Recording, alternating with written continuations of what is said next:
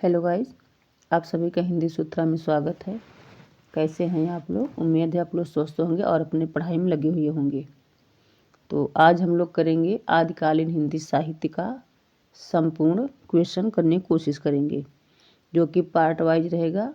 ये हमारा पहला पार्ट होगा। आदिकालीन हिंदी साहित्य का सीरीज पहला पार्ट है, जिसमें 60 प्रश्न रहेंगे। तो अगर आप लोग अभी तक हमारे चैनल को सब्सक्राइब नहीं किए हैं तो प्लीज़ हमारे चैनल को सब्सक्राइब कर लीजिएगा, बेल आइकन जो प्रेस करिएगा, ताकि जब भी मैं इसका नेक्स्ट वीडियो डालूँ तो नोटिफिकेशन आप लोगों के पास पहुँचे। तो ज़्यादा समय न लेते हुए प्रश्नों की ओर चलते हैं। हिंदी साहित्य के आरंभिक कालखंड को आदिकाल नाम देने वाले विद्वान कौन से हैं? हिंदी साहित्य के आरंभिक कालखंड को आदिकाल नाम किसने दिया है? तो हजारी प्रसाद द्विवेदी ने दिया है। दूसरा ऑप्शन हमारा सही हो जाएगा, हजारी प्रसाद द्विवेदी है। भोला शंकर व्यास ने हिंदी के आरंभिक रूप को क्या कहा है? भोला शंकर व्यास ने हिंदी के आरंभिक रूप को क्या कहा है? तो अवहट्ट कहा है। भोला शंकर व्यास ने अवहट्ट कहा है। पहला ऑप्शन हमारा सही हो जाएगा, अवहट्ट। राहुल साकृत्यायन ने उत्तर अपभ्रंश की रचनाओं को हिंदी रचनाएं माना। इसमें संबोधित रचना है, तो इसमें कौन सी संबोधित रचना है? ऑप्शन देखते हैं। इसमें हमारा हिंदी के प्राचीन कवि और उनकी रचनाएं। तीसरा ऑप्शन सही हो जाएगा, हिंदी के प्राचीन कवि और उनकी रचनाएं। तीसरा ऑप्शन सही हो जाएगा। अपभ्रंश की रचनाओं को शुद्ध साहित्यिक कोड में न मानते हुए भी अपनी हिंदी साहित्य का इतिहास ग्रंथ में स्थान देने वाले इतिहासकार कौन हैं? अपभ्रंश की रचनाओं को शुद्ध साहित्यिक कोट में न मानते हुए भी अपने हिंदी साहित्य के इतिहास ग्रंथ में स्थान देने वाले इतिहासकार कौन हैं? तो रामचंद्र शुक्ल हैं। दूसरा ऑप्शन हमारा सही हो जाएगा, रामचंद्र शुक्ल। आदिकाल का आरंभ मुंज या भोज के समय से मानने वाले विद्वान कौन हैं? तो आचार्य रामचंद्र शुक्ल है। तीसरा ऑप्शन सही हो जाएगा, आचार्य रामचंद्र शुक्ल। आदिकाल के लिए अपभ्रंश काल जाति साहित्य का उदय नाम से प्रस्तावित करने वाले विद्वान कौन हैं? आदिकाल के लिए अपभ्रंश जाति साहित्य या उदय, जाति साहित्य का उदय नाम प्रस्तावित करने वाले विद्वान कौन से हैं? तो ऑप्शन देखते हैं। इसमें हो जाएंगे डॉक्टर बच्चन सिंह। चौथा ऑप्शन सही हो जाएगा, डॉक्टर बच्चन सिंह है।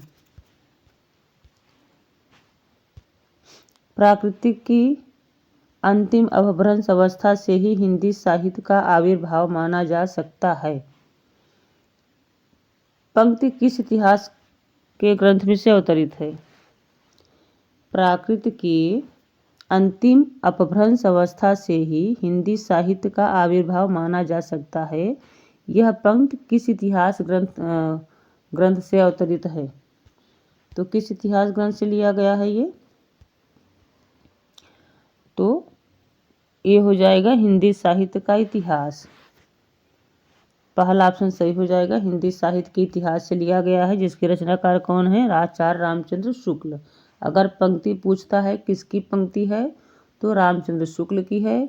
ग्रंथ पूछा है इसमें किस ग्रंथ से अवतरित है, तो हिंदी साहित्य का इतिहास से अवतरित है। पहला ऑप्शन सही हो जाएगा। दोहा चौपाई पद्धति। दोहा चौपाई पद्धति का प्रथम प्रयोक्ता कवि कौन से हैं? तो दोहा चौपाई का प्रथम प्रयोग किसने किया है? सरहपा ने किया है। चौथा ऑप्शन सही हो जाएगा, सरहपा। जैन परंपरा के सर्वप्रथम कवि कौन से हैं? तो जैन परंपरा के सर्वप्रथम कवि स्वयंभू हैं। पहला ऑप्शन सही हो जाएगा, स्वयंभू। बौद्ध सिद्धों के प्रथम साहित्यिक उद्धारकर्ता या संपादन कार्य का शुभारंभ किसने किया? तो बेढ़ल ने किया। दूसरा ऑप्शन सही हो जाएगा, बेढ़ल। राहुल साकृत्यायन ने सिद्धों के चर्यापदों और दोहों को किस शीर्षक से संपादित किया? राहुल साकृत्यायन ने सिद्धों के चर्यापदों और दोहों को किस शीर्षक से संपादित किया है? तो हिंदी काव्य धारा, हिंदी काव्य धारा के नाम से किया है। तीसरा ऑप्शन सही हो जाएगा। इसमें पूछता है हिंदी काव्य धारा के रचनाकार कौन है, तो राहुल साकृत्यायन है। तीसरा ऑप्शन सही हो जाएगा। पंचमकार, पंचमकार में क्या क्या आता है? मध्य, मांस, मत्स्य, मैथुन और मुद्रा का विधान किस साहित्य से मिलता है? पंचमकार का विधान किस साहित्य से मिलता है? तो किस साहित्य से मिलता है? ये सिद्ध साहित्य से, सिद्धों से मिला है ये। चौथा ऑप्शन सही हो जाएगा। पंचमकार का विधान सिद्ध साहित्य से मिला है। सिद्धों के चर्या गीतों एवं दोहों का प्रकाशन बौद्ध ज्ञान ओ दोहा के नाम से महामनि हरप्रसाद शास्त्री ने किस वर्ष किया? इसमें देखिए दो प्रश्न बनेगा कि सिद्धों के चर्यापद एवं दोहों का प्रकाशन महामनि हरप्रसाद ने किस नाम से दिया है, या बौद्ध ज्ञान व दोहा, या बना देगा कि बौद्ध गान व दोहा के किसने नाम दिया? बौद्ध गान व दोहा किसकी रचना है? तो हरप्रसाद शास्त्री की है, महामनि हरप्रसाद शास्त्री की है। इसमें पूछा गया है किस वर्ष प्रकाशित किया गया, तो 1917 में प्रकाशित किया गया था बौद्ध ज्ञान व दोहा, 1917 में। तो पहला ऑप्शन हमारा सही हो जाएगा। किसी भी प्रकार से अगर पूछता है प्रश्न घुमा फिरा कर, तो प्रश्न आप अच्छे से समझ लेना। दोहा कोश के रचयिता कौन है? तो दोहा कोश के रचयिता सरहपा हैं। तीसरा ऑप्शन सही हो जाएगा, सरहपा।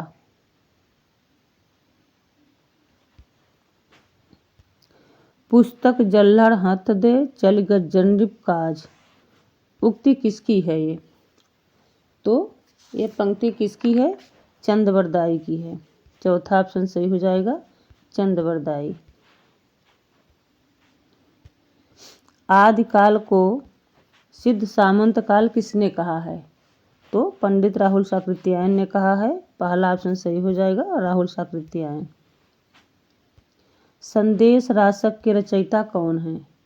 तो संदेश रासक का रचयिता अब्दुल रहमान है। दूसरा ऑप्शन सही हो जाएगा, अब्दुल रहमान। राउरवेल किसकी कृति है? राउरवेल रोड़ा कवि की कृति है। पहला ऑप्शन सही हो जाएगा, रोड़ा कवि। मिश्र बंधुओं के अनुसार ब्रजभाषा का सर्वप्रथम हिंदी कविता में प्रयोग किसने किया? तो सारंगधर ने किया। तीसरा ऑप्शन सही हो जाएगा, सारंगधर। अवघड़ का संबंध निम्न में किससे था? तो अवघड़ का संबंध गोरखनाथ से था। दूसरा ऑप्शन सही हो जाएगा, गोरखनाथ। भू परिक्रमा किसकी रचना है? भू परिक्रमा विद्यापति की रचना है। पहला ऑप्शन हमारा सही हो जाएगा, विद्यापति। हरिचरित्र के रचनाकार हैं? हरिचरित्र किसकी रचना है? लालच दास की। दूसरा ऑप्शन सही हो जाएगा, लालच दास। नल दमयंती कथा के लेखक कौन हैं?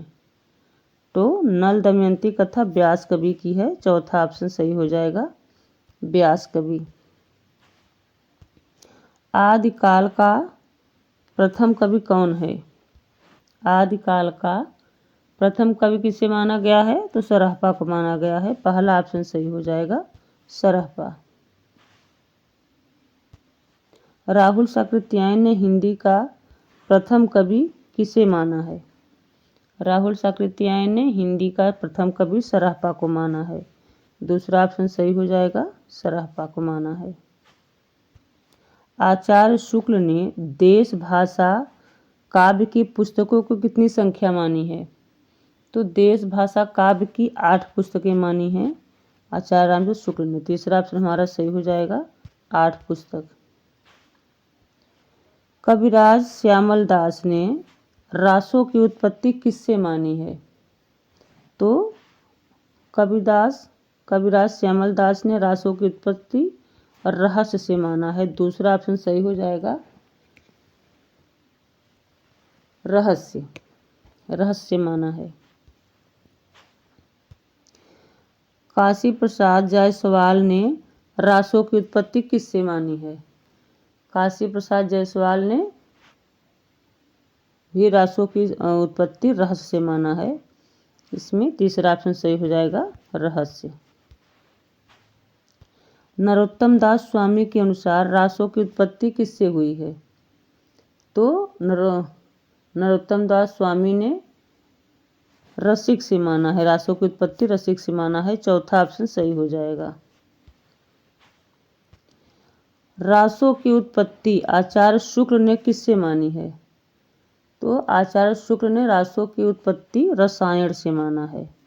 पहला ऑप्शन सही हो जाएगा, रसायन। नेमिनाथ रास के रचयिता कौन है? नेमिनाथ रास के रचयिता सुमतिगढ़ हैं। पहला ऑप्शन सही हो जाएगा, सुमतिगढ़।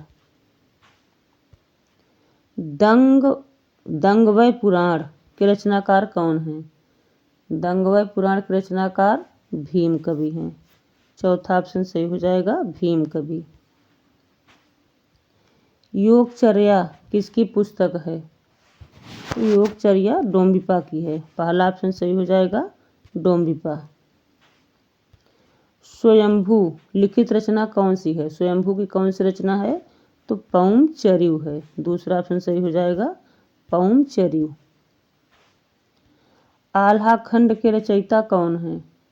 तो आल्हा खंड जगनिक की रचना है। दूसरा ऑप्शन सही हो जाएगा, जगनिक। पाहुड़ दोहा किसकी रचना है?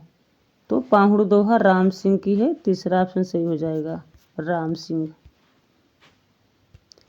लेखक के रचनाकारों से मिलान कीजिए।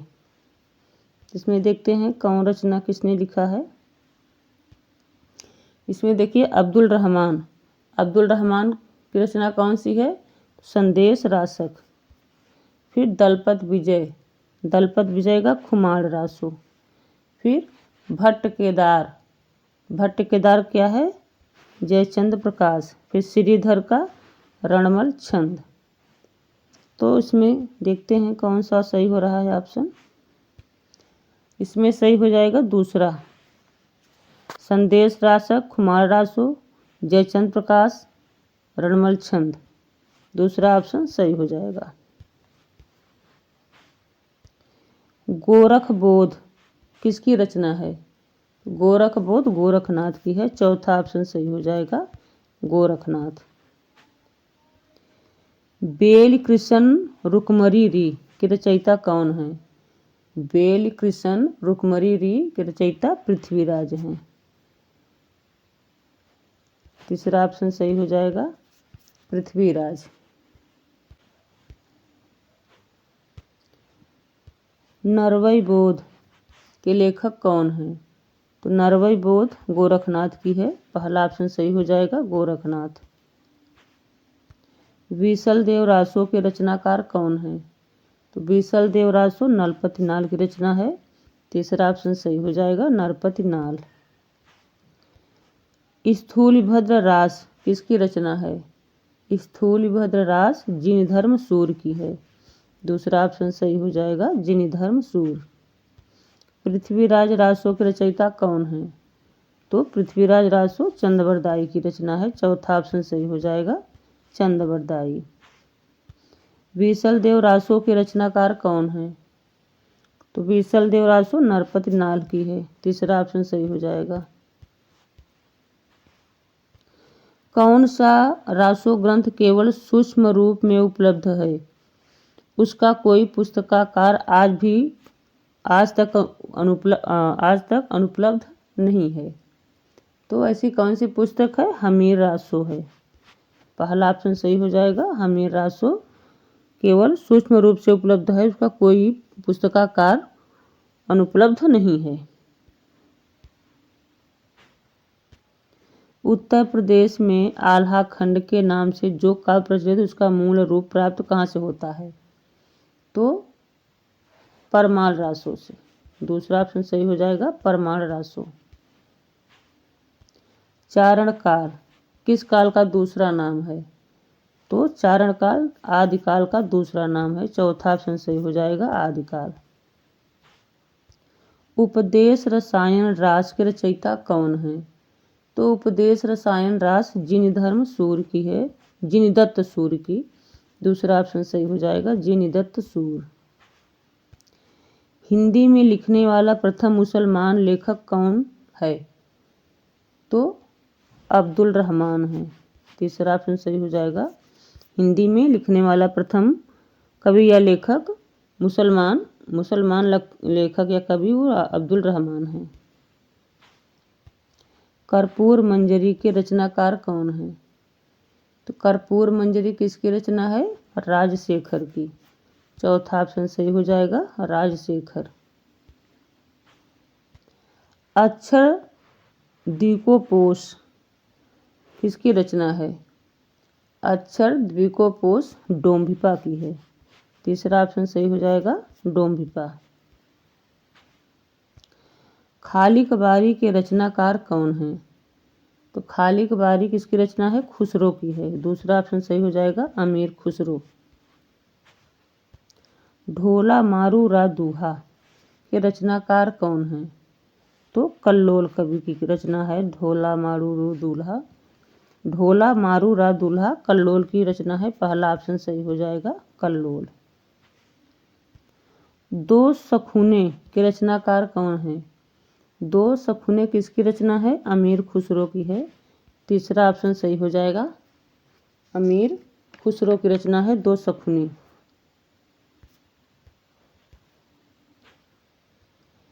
हमीर रासो के रचनाकार कौन है? तो हमीर रासो किसकी रचना है? सारंगधर की है। तीसरा ऑप्शन सही हो जाएगा सारंगधर। सारंगधर पद्धति है किसकी है? सारंगधर पद्धति सारंगधर की है। चौथा ऑप्शन सही हो जाएगा सारंगधर पद्धति सारंगधर की है। आदिकालीन जैन साहित्य किस भाषा में रचा गया? आदिकालीन जैन साहित्य अपभ्रंश भाषा में रचा गया। पहला ऑप्शन सही हो जाएगा अपभ्रंश भाषा। जैन साहित्य की सर्वाधिक लोकप्रिय काव्य शैली कौन सी थी? तो रास काव्य थी। जैनों की लोकप्रिय काव्य शैली रास थी। चौथा ऑप्शन सही हो जाएगा। जैन साहित्यांतर्गत रास शैली काव्य शैली का तात्पर्य क्या है?